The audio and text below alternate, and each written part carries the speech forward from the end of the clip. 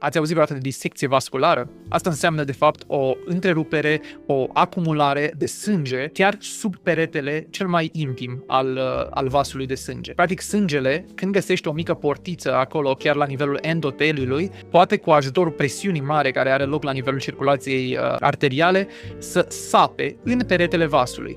Iar asta duce la formarea unui fals lumen, adică acumulare în timp a unui adevărat tromb, care apoi poate emboliza distal și poate să fie o cauză importantă de AVC-uri. Fiind neurolog, o să mă focusez desigur pe artera carotidă și artera vertebrală, vase precerebrale cervicale de la nivelul gâtului, când suferă o astfel de disecție.